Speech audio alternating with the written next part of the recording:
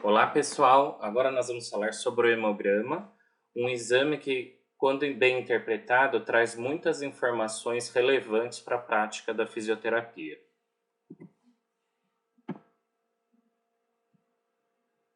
O hemograma completo ele tem por objetivo o entendimento sobre as proporções e quantidades dos componentes do sangue, que são em partes. Se nós dividirmos em partes, a gente tem 4 grandes componentes do sangue. Um deles é o plasma, representa 55% do volume do sangue e é onde estão dissolvidas as proteínas, açúcares, vitaminas do corpo. Nós temos também a parte branca do sangue, que é conhecido como leucócitos, que são os leucócitos, ou seja, células brancas, e que estão ligados à defesa do organismo. Nós temos a plaqueta, que são fragmentos celulares que participam do processo de coagulação. Por último, nós temos as hemácias, que são os glóbulos vermelhos ou eritrócitos. Essas células elas são as responsáveis por carrear o oxigênio captado pelo sistema respiratório para células do corpo.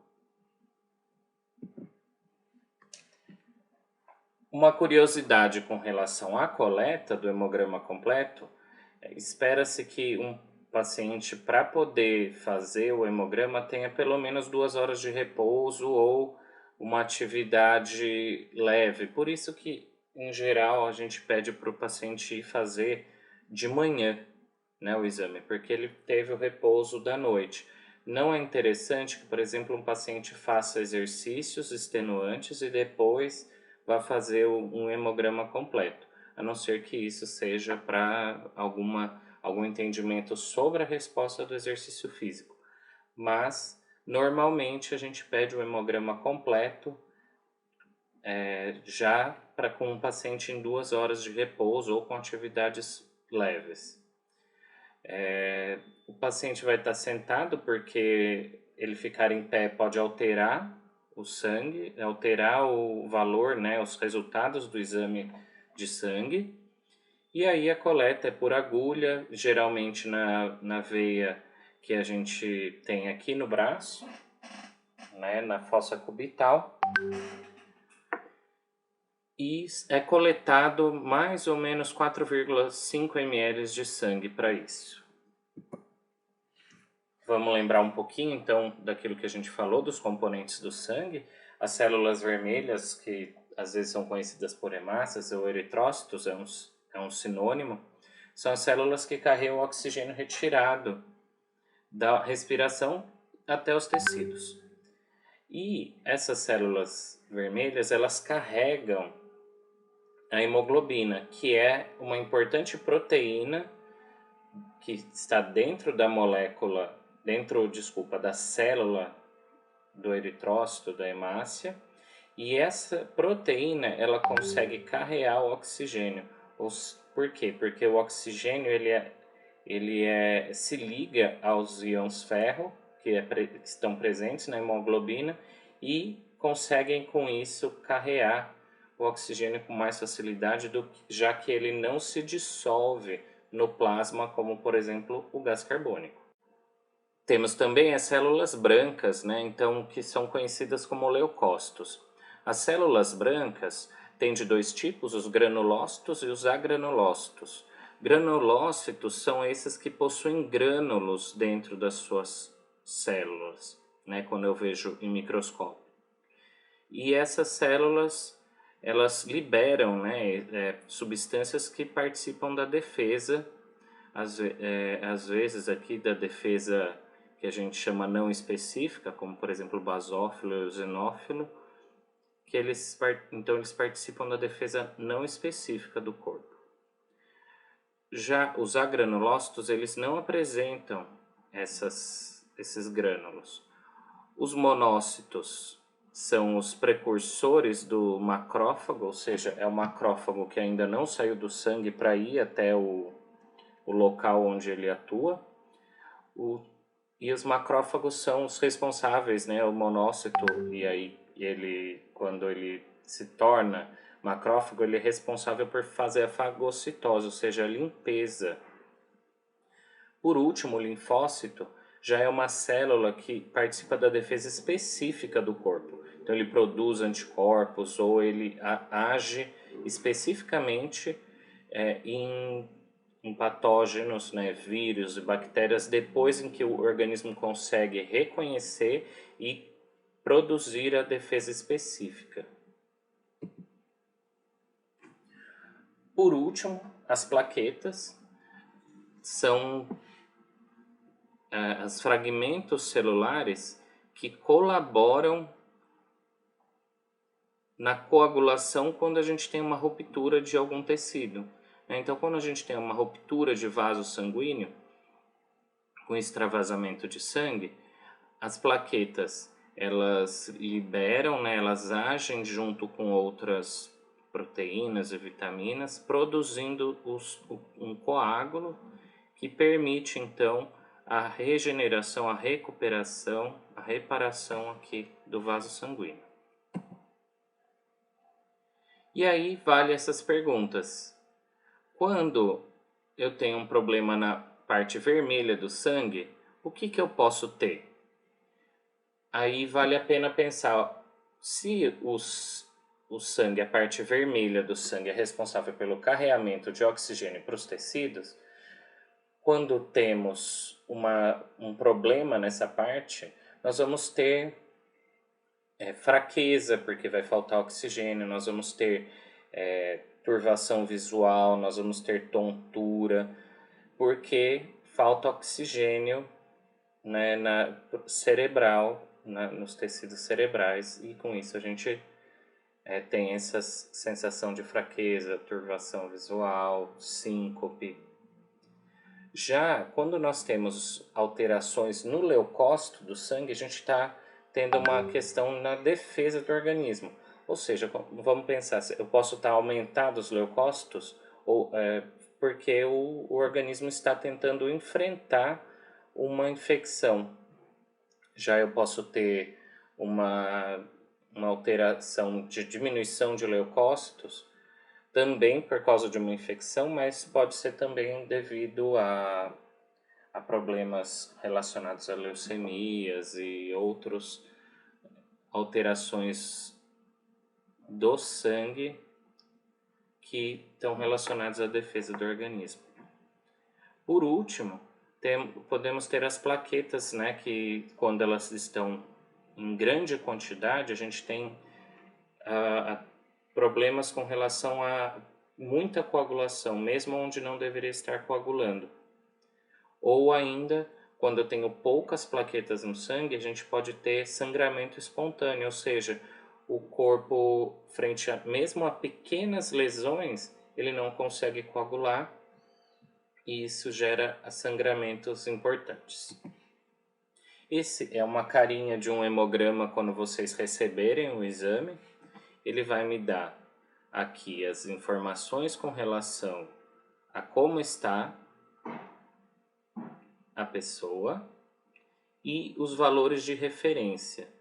Por que é importante olhar os valores de referência? Como nós temos métodos diferentes de avaliação, às vezes os valores de referência são diferenciados.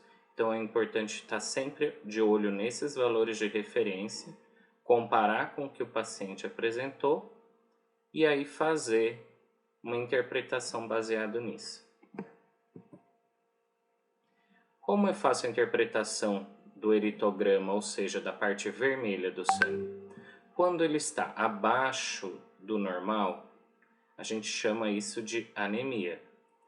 E anemia, né, ela então pode ser o eritrócito abaixo do normal, então abaixo de 4,5 nesse método aqui, ou hemoglobina abaixo do normal, ou hematócrito, que é a proporção da parte vermelha com relação a todos os outros componentes do sangue, está abaixo de 40%.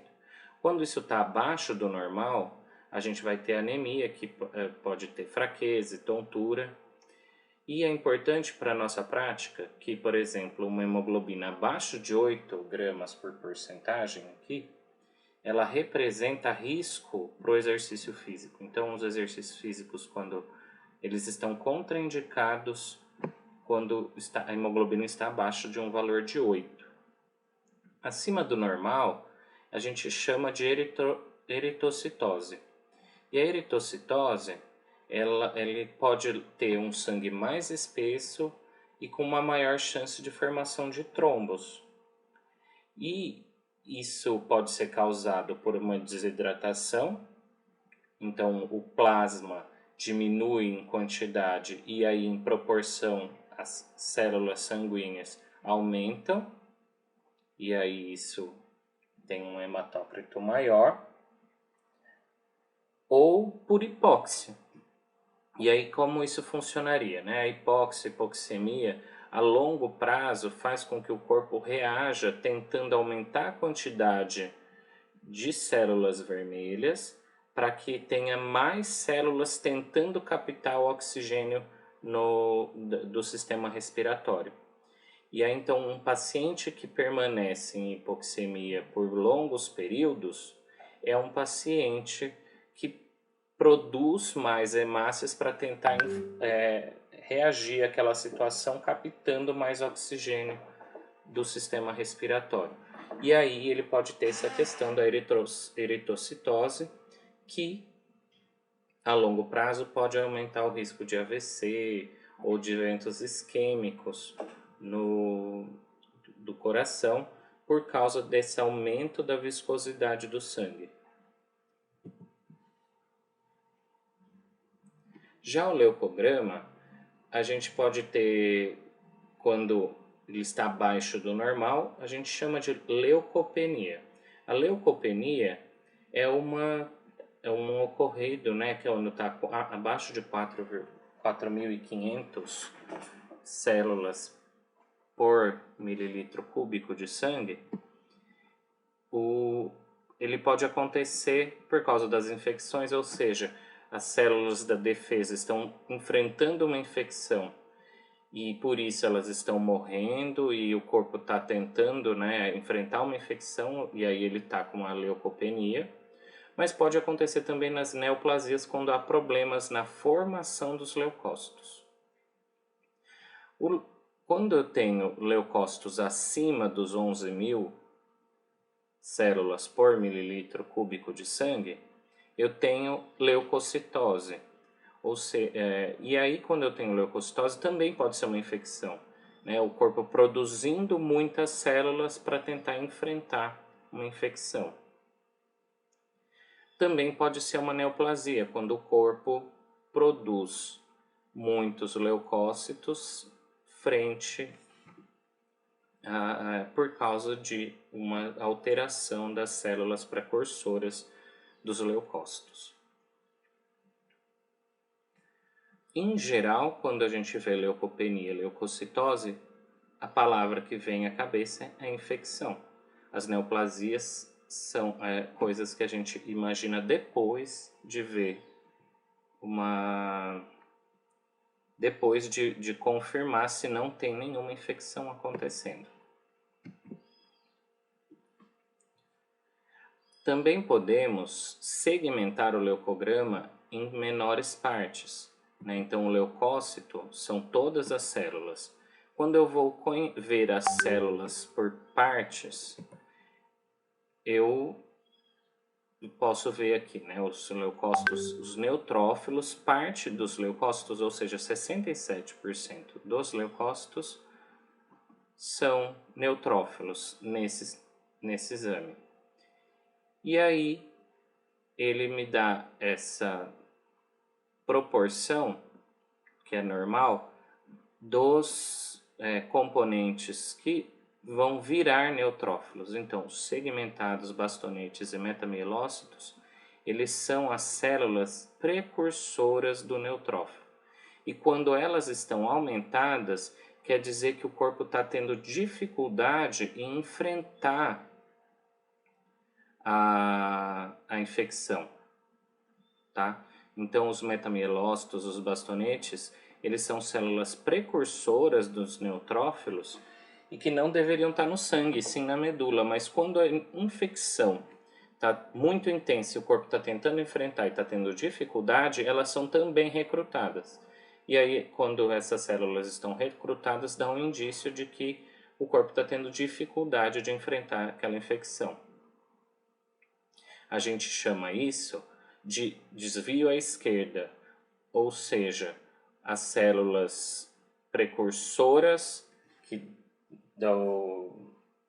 dos neutrófilos estão sendo recrutadas, estão aparecendo no sangue antes mesmo delas se tornarem maduras. E esse desvio à esquerda tem a ver com isso, a dificuldade em vencer uma infecção, ou seja, a enfrentar uma infecção.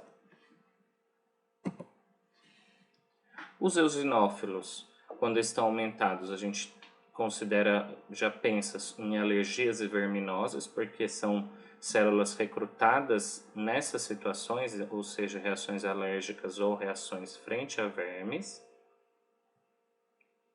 E modificações nos basófilos, linfócitos e monócitos, em geral, estão acompanhadas de alterações específicas, ou seja, né, quando a gente tem essas modificações, são situações muito específicas que vale uma interpretação médica, porque existe mais diagnóstico, mais outros exames e um entendimento médico dessa situação.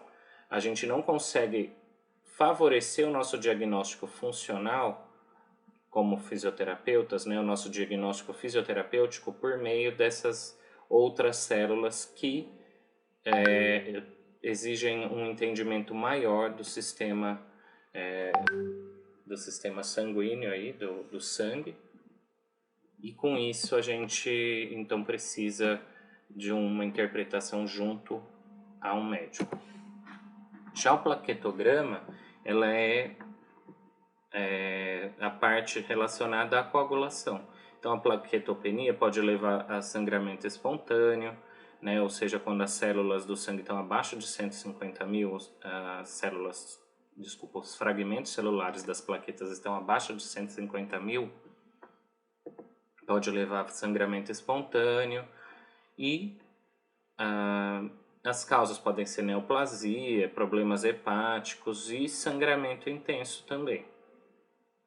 Já a trombocitose, ela é quando eu tenho muitas plaquetas no sangue, acima de 400 mil, e pode levar à formação de trombos que aumentam a chance de eventos cardíacos, ou seja, né, um trombo obstruir uma artéria do coração, e aí eu tenho o evento cardíaco, ou ainda cerebral, pelo mesmo motivo. As causas podem ser neoplasias, mas também a desidratação. É isso. Espero que com essa aula vocês consigam ter uma melhor interpretação do hemograma.